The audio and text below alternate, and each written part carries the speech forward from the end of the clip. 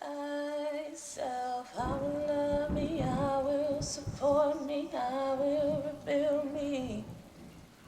Lord, will you create in me a new heart? I will never forget when I was around 7 years old. Me, my mom, and my brother lived in the south suburbs of Chicago, as I mentioned. I moved from the city while in elementary school. However, we still had extended family that lived in the heart of Inglewood, a high crime area of Chicago. The block my family lived on, every house was occupied by a piece of history for me.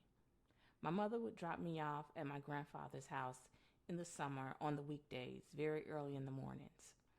I would sit on the porch and wait for the elders to take a seat on their porches. And I would sit and just listen to their wisdom. One day, I sat on the porch and I gazed up and saw a man standing on the rooftop across the street. The house belonged to my father's family.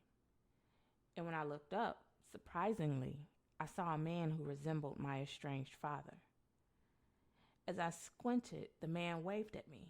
At that point, I knew it was him, because what father would not recognize his daughter?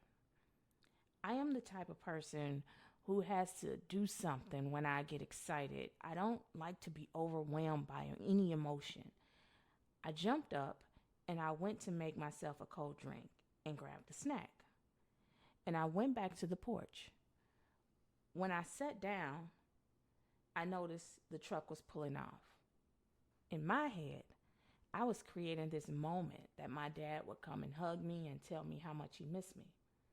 That was the very first time in my life I felt abandoned and rejected. I thought my father had a legit reason for not coming around, but that moment made me feel somewhat unlovable.